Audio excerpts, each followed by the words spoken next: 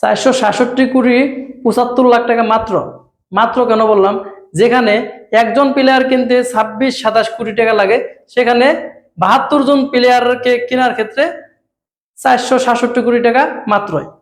এবারের আইপিএল এর মেগা নিলামে 10টি ফ্রাঞ্চাইজি 72 জন প্লেয়ার নিতে তারা খরচ করেছে 467 কোটি 75 লাখ টাকা। বুঝতেই পারছেন এবারের আইপিএল এ টাকা পয়সার ঝনঝনানিটা, ডলারের ঝনঝনানিটা, রুপির ঝনঝনানিটা অন্যরকম হয়েছে। কেননা দেখুন অর্থ কিভাবে উড়েছে।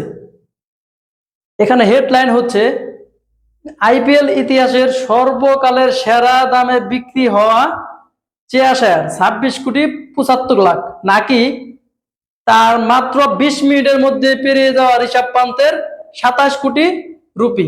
এখানে সবচেয়ে বড় চমক হচ্ছে তৃতীয় সর্বোচ্চ দামে বিক্রি হওয়া রেঙ্কুটো শেয়ারের মূল্যটা, নাকি গতবারে সর্বোচ্চ দামে বিক্রি হওয়া মিচেল স্টার্কের দাম কমে যাওয়া। এবারে নিলামে নানা ধরনের নাটকীয়তা হয়েছে, কোনটাকে হেডলাইন ধরবো সেটা ভেবে পাচ্ছি না। যেমন 72 জন প্লেয়ার বিক্রি হয়েছে, 12 জন প্লেয়ার বিক্রি হয়নি।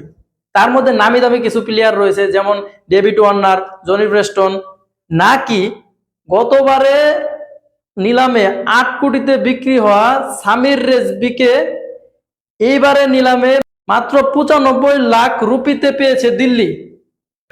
আমার কাছে আরো একটি বড় সারপ্রাইজ রয়ে গেছে, যেখানে গ্রিন ম্যাক্সওয়েলকে পাঞ্জাব কিংস পেয়েছে মাত্র 4 কোটি 20 লক্ষ রুপিতে। সো এখানে অনেকগুলো এলিমেন্টস রয়ে গেছে এবারের আইপিএল এ। দলগুলো এখন নিশ্চিতভাবেই তাদের রিটেন প্লেয়ার লিস্ট প্লাস নিলাম থেকে নেওয়া প্লেয়ারগুলো নিয়ে তাদের স্কোয়াড কিভাবে সাজাবে সেটা নিয়ে আলোচনায় বসে গেছে। এবারের আলোচনা, আইপিএল এর নিলামে কে কত টাকা দিয়ে কিনেছে, কাকে কোন দলে কিনেছে। 72 জন থেকে 20 জনের মূল্যই 10 কোটি পার হয়েছে। তার মানে বোঝা যাচ্ছে এবারের আইপিএল এর নিলামে ফ্রাঞ্চাইজিগুলোর পারচেজ পাওয়ার কেমন ছিল। চেয়ারশেয়ার 26 কোটি 75 লাখ রুপিতে বিক্রি হয় এবারে নিলামে, যা পাঞ্জাব কিংস চমক দেখিয়ে তাদের দলে বেরায়। যা আমরা নিলামের আগে আলোচনা করেছিলাম যে চেয়ারশেয়ারের মূল্যটা এবার নিলামে অনেক বেশি হবে।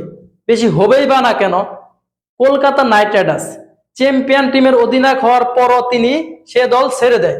হয়তোবা টাকা পয়সার বনা না হওয়ার কারণে কলকাতা ছেড়ে দেয় এবং নিজের যোগ্যতা প্রমাণ করতে নিলামে তার নাম ওঠায় এবং সর্বকালের সেরা ইতিহাস তৈরি করে সর্বোচ্চ দামে বিক্রি হয়। কিন্তু সেই ইতিহাস বা সেই রেকর্ড টিকেনি মাত্র 20 মিনিটও। 20 মিনিটের মাথায় সেই রেকর্ড ভেঙে 27 কোটি রুপিতে বিক্রি হয় ঋষভ পন্থ, তাকে দলে ভেড়ায় লক্ষ্ণৌ। আবার দেখুন, যে 20 জন প্লেয়ারের মূল্য 10 কোটি টাকা পেরিয়ে গেছে, তাদের মধ্যে থেকে 4 জন প্লেয়ারকে দলে ভেড়ায় পাঞ্জাব। নিলামের 1 নম্বরে যার নাম উঠে আজদীপ সিং, তাকে দলে বেড়ায় পাঞ্জাব কিংস। খুব সহজে তাকে দলে বেড়াতে পারেনি। তাকে নেওয়ার জন্য 5-6টা দল মোটামুটি অনেকক্ষণ আগ্রহ প্রকাশ করে শেষ পর্যন্ত পাঞ্জাবের কাছে টিকতে পারেনি কোনো দলই। কিভাবে টিকবে? পাঞ্জাব তো এবার টাকার বস্তা নিয়ে আসে, যেখানে 110 কোটি 50 লাখ রুপি টাকা তারা নিয়ে আসছে, তাদের কাছে কোনো দল টিকবে না, এটাই স্বাভাবিক। 2 নম্বরে যাকে নিয়েছে তিনি হলেন সর্বকালের সেরা দামে বিক্রি হওয়া চেয়ারশেয়ার। তাকেও তারা দলে ভিড়িয়েছে অনেক কষ্ট করে। তারপর স্পিনার যজবেন্দ্র চাহালকে তাদের দলে ভিড়িয়েছে 18 কোটি রুপি দিয়ে। এমনকি শেষ পর্যন্ত মার্কাট স্টোনিককে তারা দলে বেড়ায় 11 কোটি দিয়ে।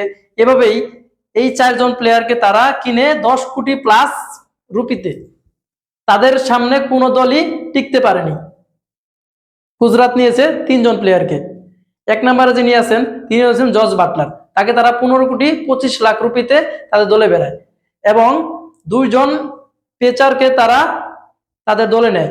একজন মোহাম্মদ সিরাজ, তাকে 12 কোটি 25 লাখ রুপিতে তাদের দলে বেড়ায় এবং 10 কোটি 75 লাখ টাকা দিয়ে কার্গেসু রাবাটাকে তাদের দলে বেড়ায়। রয়্যাল চ্যালেঞ্জার্স বেঙ্গালুরু নিয়েছে 3 জন প্লেয়ারকে। এভাবেই প্রত্যেকটা দল ক্রমান্বয়ে এই 20 জন প্লেয়ারকে তাদের দলে বেরিয়েছে। এতেই বোঝা যায় যে এবারের আইপিএল কতটা জমজমাট হয়েছে এবং কতটা টাকা উড়িয়েছে প্রত্যেকটা ফ্রাঞ্চাইজি। এই টাকার আইপিএল নিলাম এবং আইপিএল টুর্নামেন্ট নিয়ে বলে শেষ করা যাবে না। দেখুন, যেখানে একজন প্লেয়ার নিতে যেখানে 25 থেকে 26 কোটি রুপি তারা খরচ করে এবং তাদের তো আরো খরচ আছে, সব মিলিয়ে যে কোনো টুর্নামেন্টকে ছাড়িয়ে যায় আইপিএল। বিশ্বের বড় বড় ফ্রাঞ্চাইজি গুলোকেও পিছনে ফেলে আইপিএল এর ফ্রাঞ্চাইজি। খেলার জনপ্রিয়তার পাশাপাশি এখানে টাকার সরাসরির অংশটাও কোনো দিক দিয়ে কম নেই। সো আইপিএল এর যে কোনো তথ্য বা আপডেট পেতে চোখ রাখুন সানি স্পোর্টস 24-এ।